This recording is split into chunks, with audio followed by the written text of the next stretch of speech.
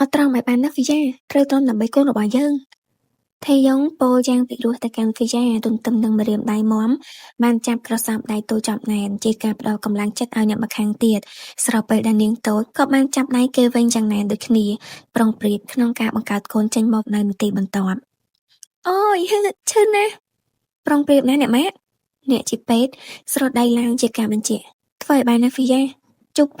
នាងសង្ហាស្រដៃជាប់ក៏បានអោនមុខថាបថ្ងាសរបស់នាងតូចដៃជោគជាំដៃដំណក់ញើសដែលកើតចេញពីភាពឈឺចាប់ទាំងប៉ុន្មានធ្វើឲ្យស្រីក្រមុំចាប់ផ្ដើមញោចស្នាមញញឹមចេញមកទាំងទឹកភ្នែកទោះបីជានាងកំពុងតែឈឺចាប់តែនាងក៏អាចដឹងបានថាក្នុងចិត្តរបស់នាងពេលនេះគឺពោពេញដោយក្តីរំភើបបន្ទាប់ពីត្រូវថេយ៉ុងអោនថើបយ៉ាងទន់ភ្លន់ព្រមជាមួយប្រយោគយ៉ាងកក់ក្ដៅបែបនេះចាប់ផ្ដើមណាអ្នកម៉ាក់1 2 3អាយវីយ៉ាស្រែកខ្លាំងៗដោយក្តីឈឺចាប់ខណៈពេលដែលម្រាមដៃតូចៗបានចាប់ខ្ញាំម្រាមដៃមាំរបស់ថេយ៉ុងជាប់ជាការទប់ភាពឈឺចាប់កំឡុងពេលដែលនាងកំពុងតែព្យាយាមបញ្ចេញកម្លាំងមកក្រៅឲ្យអស់ដើម្បីបង្កើតកូនចេញមកពោពេញដោយភាពឈឺចាប់ជាពន់ពេកចិត្តបានឲ្យអ្នកម៉ាក់ប្រឹងទៀតវីយ៉ាក្តាប់ម្រាមដៃម្រាមជើងជាប់ប្រឹងបង្កើតកូនចេញមកទាំងទឹកភ្នែកខណៈពេលដែលថេយ៉ុងកំពុងតែសម្លឹងមើលមុខនាងទាំងរលីងរលោងទឹកភ្នែកព្រួយបារម្ភជាខ្លាំងស្ទើរតែឈរលែងជាប់ទៅហើយងាបន្ទាប់ពីបានប្រឹងប្រែងខំមាត់បង្កាត់កូនចេញមកដោយភាពឈឺចាប់ហើយនោះនៅទីបំផុតសម្លេងស្រែកយំរបស់ទារកក៏បានបន្លឺឡើងខ្លាំងបណ្ដាលឲ្យគ្រប់គ្នាញយស្នាមញញឹមឡើងមកយ៉ាងរំភើបខ្ញុំសូមអរគុណបន្តិចអ្នកគ្រូពេទ្យគ្រើងគ្រាន់តែនាងក្រមុំនិយាយចប់ទូរស័ព្ទរបស់ថេយ៉ុងបានរោឡើងខ្លាំងធ្វើឲ្យអ្នកកំឡោះរហ័សដកទូរស័ព្ទចេញពីក្នុងហៅប៉ៅមុននឹងចុចទទួលហើយបោះជំហានចេញពីក្នុងបន្ទប់ដើម្បីនិយាយគ្នានៅខាងក្រៅអាឡូអ្នកណាគេខំមកខ្ញុំមានការអីគ្រាន់តែបានចេញមកក្រៅបន្ទប់ភ្លាមថេយ៉ុងប្រញាប់បោះសំណួរទៅរកអ្នកដែលបានខំមកបន្ទាប់ពីបានចុចទទួលហើយនោះកូនរបស់លោកកើតមកហើយប៉ះទេប្រញាប់យកចេញពីហ្វីយ៉ាភ្លាមទៅព្រោះខ្ញុំប្រញាប់ចូលទៅមើលនាងខ្ញុំមិនចង់ឃើញមុខកូនរបស់លោកទេសំឡេងអ្នកម្ខាងទៀតបានបន្លឺឡើងដែលធ្វើឲ្យថេយ៉ុងដឹងភ្លាមថាម្នាក់នោះគឺជាយូវិនមិនក៏លោកដឹងរឿងនេះកុំចង់ដឹងអីលោកគួរតែប្រញាប់យកកូនរបស់លោកចេញពីប្រពន្ធខ្ញុំភ្លាមទៅទូស្រដីជាប់សំឡេងកាត់ផ្ដាច់ប្រព័ន្ធទូរស័ព្ទបានបន្លឺឡើងស្របពេលដែលថេយ៉ុងបានទម្លាក់ដៃដែលកាន់ទូរស័ព្ទចុះទាំងកំពុងក្តាប់ខ្ញាំទូរស័ព្ទយ៉ាងណែនពោពេញដោយភាពខឹងសម្បាប្រពន្ធនេះចឹងហ៎ថេយ៉ុងពោលតិចតែម្នាក់ឯងទាំងមុខក្រហមងាងដិតដាមដោយកំហឹងមុននឹងរុញទ្វារបន្ទប់ហើយដើរចូលទៅរកវីយ៉ាដែលកំពុងតែគេងអោបកូនទាំងញញឹមលាយទឹកភ្នែកឲ្យកូនមកខ្ញុំថេយ៉ុងស្រដីដោយសំឡេងរឹងកំព្រឹសទាំងទឹកមុខពោពេញដោយកំហឹងខ្ញុំត្រូវយកក្មេងទៅងូតទឹកសិនហើយចាំលោកប៉ាពោជាក្រោយចុះណាអ្នកគ្រូពេទ្យស្រដីទាំងញញឹមព្រោះនឹកស្មានថាថេយ៉ុងចង់យកកូនបីបងដោយដែលវីយ៉ាកំពុងធ្វើមិនបាច់ទេអស់អីហើយអ្នកគ្រូពេទ្យចេញទៅវិញចាស់ប្រយោគច្បាស់បានបន្លឺឡើងយ៉ាងមុតមមធ្វើឲ្យអ្នកជាពេទ្យប្រញាប់ធ្វើតាមទាំងមិនបានសង្ស័យអ្វីឡើយអ្នកម៉ាក់ប្រញាប់ទៅបូកសរុបថ្លៃចំណាយជាមួយគ្រូពេទ្យផងខ្ញុំចាំនៅក្នុងឡានឲ្យលឿនឡើងអ្នកម៉ាក់ថេយ៉ុងត្រដីទាំងចូលទៅយកកូនចេញពីហ្វីយ៉ាឯអ្នកស្រីគឹមក៏ប្រញាប់ធ្វើតាមទាំងមិនបានចាប់អារម្មណ៍អ្វីសោះឡើយអត់ទេលោកចង់យកកូនខ្ញុំទៅណាហ្វីយ៉ាសួរនាំទាំងងឿងឆ្ងល់ជាពន់ពេកបន្ទាប់ពីត្រូវថេយ៉ុងយកកូនចេញពីដៃហើយបីកូនចាក់ចេញពីបន្ទប់សម្រាប់ដូច្នេះកុំអីខ្ញុំមិនឲ្យកូនទៅលោកទេឲ្យកូនមកខ្ញុំវិញភ្លាមលោកចង់យកកូនខ្ញុំទៅណាឲ្យមកវិញហ្វីយ៉ាស្រែកផងយំផងទាំងព្យាយាមចុះពីលើគ្រែយ៉ាងលំបាកហើយនាងបំរុងទៅតាមយកកូនពីថេយ៉ុងវិញតែនាងក៏ត្រូវដួលទៅលើគ្រែវិញទាំងកំរោលព្រោះតែភាពជីចាប់កំពុងតែវាយលោកមកលើនាងសាជាថ្មីអូយមិនក៏ឈឺពោះទៀតហើយមានរឿងអីកើតឡើងឬក៏ថេយ៉ានិយាយតិចទាំងទឹកភ្នែកហូរសស្រាក់ហើយប្រយោគរបស់នាងក៏ត្រូវទុកចោលពាក់កណ្ដាលទីមិនអាចនិយាយបន្តទៀតបានខណៈពេលដែលចក្ខុពោពេញដោយទឹកនេត្រាកំពុងសម្លឹងមើលពោះរបស់នាងដែលមានសភាពធំនៅឡើយសម្រាប់ភូនរួចបែបនេះគួរតែរៀបស្មើដូចកាលពីមុនតែនេះបែរជានៅធំស្មើនឹងពាក់កណ្ដាលកាលពីមិនទាន់សម្រាប់កូនព្រោះតែបែបនេះហើយទើបធ្វើឲ្យនាងគិតថាការដែលនាងឈឺពោះម្ដងទៀតបែបនេះគឺមកពីនាងកំពុងតែចិត្តសម្រាប់កូនមួយទៀតជាមិនខានអូយអ្នកគ្រូពេទ្យជួយផងឈឺពោះណាស់ជួយខ្ញុំផងក្រាអ្នកម៉ាក់កំពុងតែចិត្តសម្រាប់កូនមួយទៀតហើយអត់ត្រឹមបន្តិចទៅពួកយើងកំពុងតែជួយហើយ គ្រាន់តែទ្វារបន្ទប់ត្រូវបានរបើកភ្លាមអ្នកជាគ្រូពេទ្យបានស្រដីខ្លាំងៗទាំងរវិះរវៃរៀបចំជួយនាងក្រមុំយ៉ាងញាប់ដៃញាប់ជើងបំផុតខណៈពេលដែលស្រីក្រមុំកំពុងតែក្តៅពោះជុំផងស្រែកផងស្ទើរតែសន្លប់ម្ដងចុះឯណាលោកថេអ្នកម៉ាក់ត្រូវការឲ្យខ្ញុំហៅលោកថេទេមិនដាច់ទេហ្វីយ៉ាពោលទាំងសំឡេងដង្ហត់ពោពេញដោយភាពឈឺចាប់ស្របពេលដែលម្រាមដៃតូចៗតែបានកាន់ដៃថេយ៉ុងមុននេះត្រូវប្ដូរមកកាន់ដៃអ្នកគ្រូពេទ្យវិញម្ដងអ្នកម៉ាក់ប្រុងប្រៀបណា1 2 3អាយហ្វីយ៉ាស្រែកមួយអស់សំឡេងដើម្បីប្រឹងបង្កើតកូនទី2ចេញមកដោយក្តីឈឺចាប់ស្របពេលដែលខួរក្បាលទាំងមូលកំពុងតែកតាសំឡេងដ៏សែនពិរោះកែវភ្នែកពោពេញដោយភាពកក់ក្ដៅនិងស្នាមខាងពោពេញដោយក្តីស្រឡាញ់ដែលថេយ៉ុងបានប្រគល់ឲ្យនាងមុននេះទុកជាកម្លាំងចិត្តខណៈពេលដែលនាងត្រូវបង្កើតកូនម្នាក់ទៀតដោយគ្មានគេនៅក្បែរបែបនេះប្រឹងឡើងអ្នកម៉ាក់ប្រឹងឡើងសំឡេងគ្រូពេទ្យស្រែកទឿនចេះតែបន្លឺឡើងអត់ឈប់ខណៈពេលដែលនាងតូចក៏ប្រឹងមិនឈប់ដូចគ្នាមិនថាវាឈឺចាប់ខ្លាំងយ៉ាងណាក៏ដោយក៏នាងត្រូវតែអត់ធ្មត់ខំអត់ខំប្រឹងឲ្យអស់ពីសមត្ថភាពដើម្បីបង្កើតកូនម្នាក់ទៀតចេញមកឲ្យបានងាមួយសន្ទុះក្រោយមកកូនប្រុសទី2របស់នាងក៏បានកើតមកព្រមជាមួយសំឡេងយំខ្លាំងហើយជាការបញ្ជាក់ឲ្យម្ដាយដឹងថាគេបានក៏ចេញមកហើយក្រោមការអត់ធ្មត់រួមជាមួយសំឡេងស្រែកពោពេញដោយភាពឈឺចាប់និងឈាមក្រហមច្រាលដែលបានស្រក់ហូរទាំងថ្លោករបស់នាងនេះអ្នកម៉ាក់មានកូនភ្លោះពីរនាក់ជាប្រុសទាំងពីរទៀតផងចុះកូនមុននេះអត់ទៅណាហើយអ្នកជាគ្រូពេទ្យសួរនាំទាំងភាពងឿងឆ្ងល់ពេលដែលបាត់ក្មេងម្នាក់ទៀតទាំងដែលក្មេងនោះទើបតែកើតមកមិនទាន់បានប៉ុន្មាននាទីផងអ្នកគ្រូពេទ្យកុំប្រាប់រឿងថាខ្ញុំមានកូនភ្លោះឲ្យអ្នកណាដឹងឲ្យសោះសូម្បីតែលោកថេនាងក្រមុំមិនបានឆ្លើយសំណួររបស់អ្នកគ្រូពេទ្យឡើយតែនាងបែរជានិយាយអង្វរកទៅកាន់អ្នកម្ខាងទៀតទាំងទឹកភ្នែកហូររហាមធ្វើឲ្យអ្នកជាពេទ្យបង្ហាញទឹកមុខស្មុគស្មាញជាខ្លាំងព្រមជាមួយប្រយោគស្ទាក់ស្ទើរក៏បានបន្លឺឡើងតែខ្ញុំដឹងថាអ្នកដែលជាគ្រូពេទ្យនឹងគួរខ្វល់តែរឿងនេះពិតជាចាំបាច់ខ្លាំងណាស់ខ្ញុំសូមអង្វរអ្នកគ្រូពេទ្យជួយខ្ញុំម្ដងទៅណាខ្ញុំសូមអង្វរពិតមែនហ្វីយ៉ាមិនទុកឲ្យអ្នកគ្រូពេទ្យបាននិយាយចប់ឡើយនាងរហ័សស្រដីកាន់ទាំងអង្វរអ្នកជាពេទ្យទាំងទឹកភ្នែកធ្វើអ្នកម្ខាងទៀតគ្មានជំរើសក៏រហ័សងក់ក្បាលយល់ព្រមបើអស់អីហើយអ្នកម៉ាក់សម្រាប់ចោះចាំខ្ញុំយកក្មេងទៅងូតទឹកសម្អាតខ្លួនប្រាណឲ្យចាខ្ញុំអរគុណអ្នកគ្រូពេទ្យខ្លាំងណាស់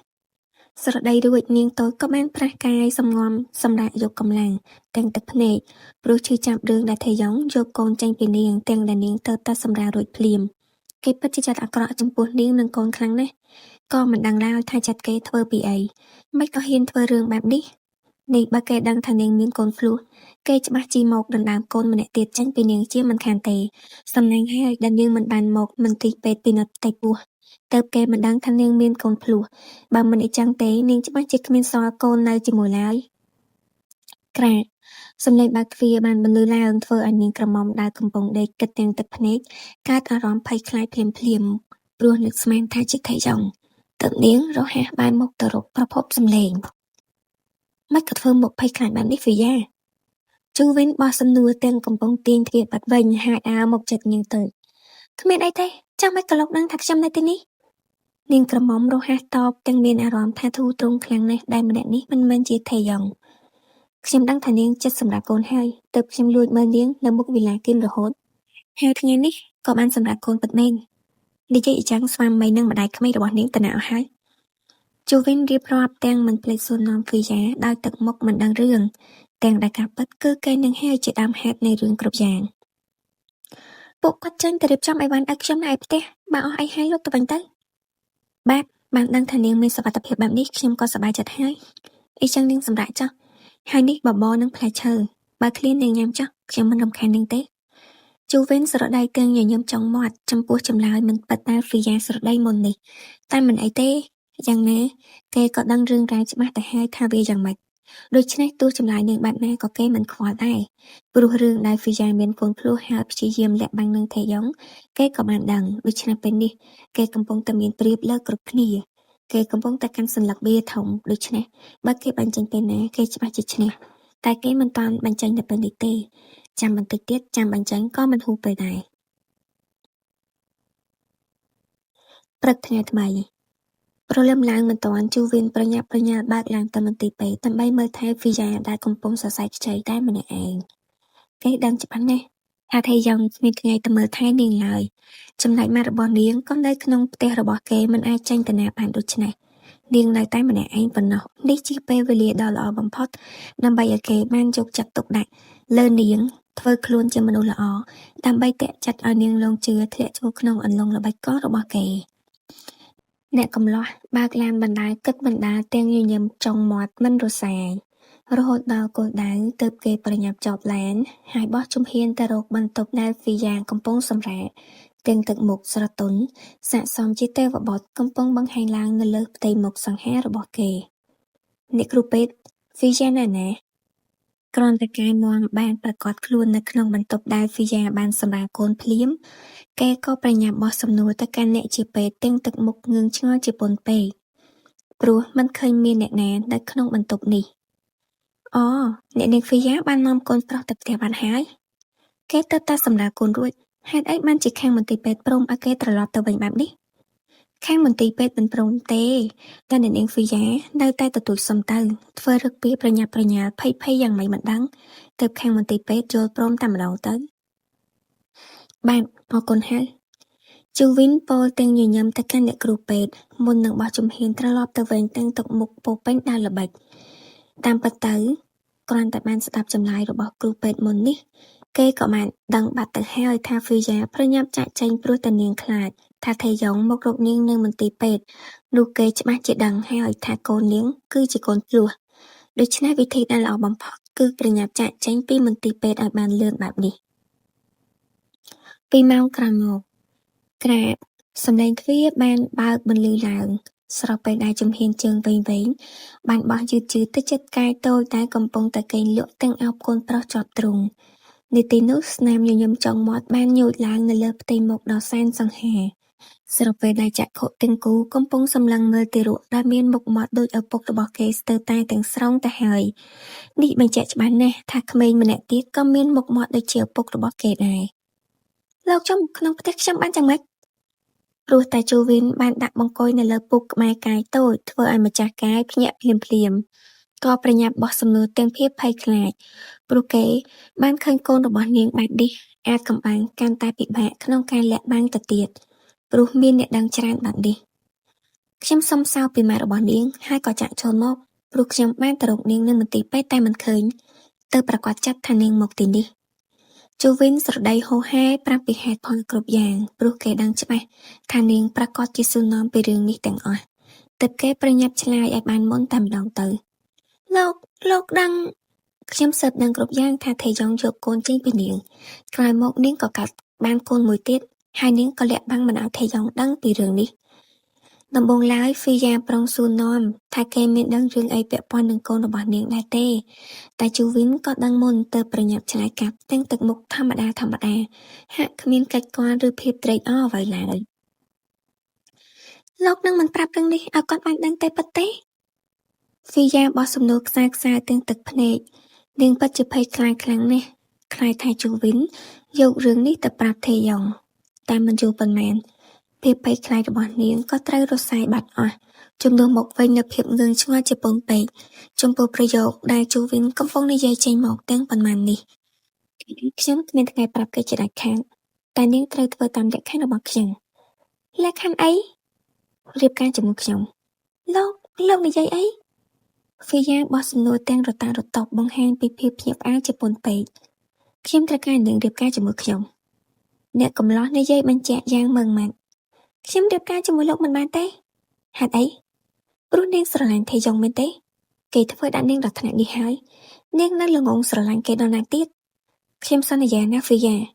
បើនាងព្រមរៀបការជាមួយខ្ញុំនឹងមើលថែនាងនិងកូនឲ្យបានល្អជាទីបំផុតខ្ញុំគ្មានថ្ងៃធ្វើឲ្យនាងឈឺចាប់ដោយដែលថេយ៉ងបានធ្វើដាក់នាងនោះទេប្រយោគហូរហែបានបន្លឺឡើងចេញពីចិត្តពិត